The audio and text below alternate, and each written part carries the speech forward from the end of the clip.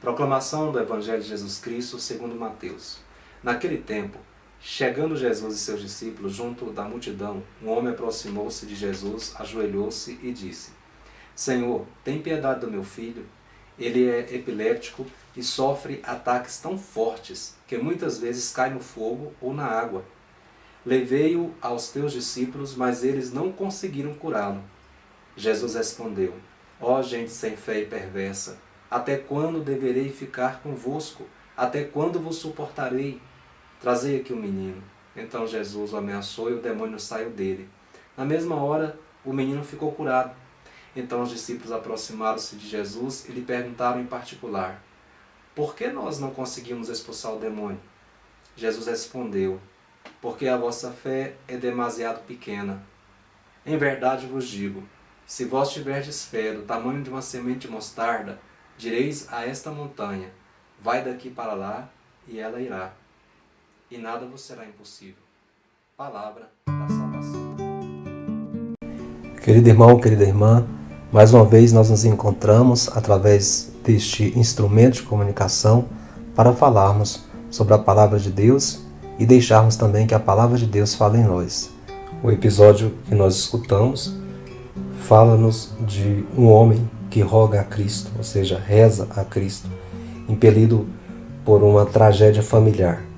Seu filho, epiléptico, com fortes crises e que inclusive colocava em risco a vida deste menino. A gente percebe que este homem se lança aos pés de Jesus, não recorre ao poder de Jesus, não oferece nada para ele em troca do milagre, da graça que ele quer. Apenas ele faz o seu Kyrie eleison, ou seja, quando ele reza: Senhor, tem piedade, como todos nós rezamos no início da Santa Missa. Ele, rezando assim, ele então coloca toda a sua confiança naquele único que podia curar o seu filho. O termo pouca fé deve ser entendido assim também como a fé verdadeira em Jesus, a fé autêntica, a confiança de que a graça iria acontecer. Muitas vezes também nós temos esse comportamento de homens de pouca fé, de pessoas que não confiam que o Senhor continua a realizar os milagres até hoje. Que nós podemos, em nome de Jesus, impor as mãos e receber graças. Deixar que na Eucaristia, na Santa Missa, na escuta da palavra, na oração do Santo Terço, São José Maria Escrivá diz: o braço de Deus não encolheu. Ou seja, a mão de Deus continua estendida sobre todos nós, continua realizando milagres. É preciso que a gente aprenda a fazer as nossas preces como este homem fez. Quando não são atendidas as nossas preces de imediato, muitas vezes nós culpamos Deus, né? O engenheiro que fizera uma peregrinação certa vez para pedir a cura da filha, não tendo conseguido, declarou: não creio mais, Deus para nada serve. Jesus, ao contrário, acusa-nos por não termos uma fé autêntica, uma confiança a toda prova. Quando lhe acontecia encontrar essa fé, a ela atribuía os milagres que operava. Ele diz assim, várias passagens: vai, a tua fé te salvou, a tua fé te curou. Deus está pronto a intervir para a nossa salvação, aqui, agora. Mas se duvidarmos, se não crermos que seu amor o traz até aqui, não esperemos ser atendidos. Receberemos o que esperamos? Absolutamente nada.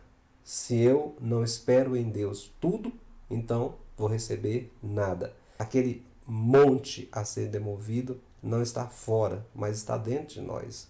Um montão de egoísmo, de autossuficiência, insensibilidade com os outros, montões de materialismo. Para remover essas montanhas, esses montes, precisamos crer que Deus nos ajudará se nos esforçarmos com muita confiança. Imploremos a Deus sua misericórdia, sua graça, para que, ouvindo este Evangelho, meditando sobre ele, nós também possamos mover montanhas. E ele nos ajudará, se tivermos fé. Graça e paz da parte de Deus para você e sua casa. Louvado seja nosso Senhor Jesus Cristo.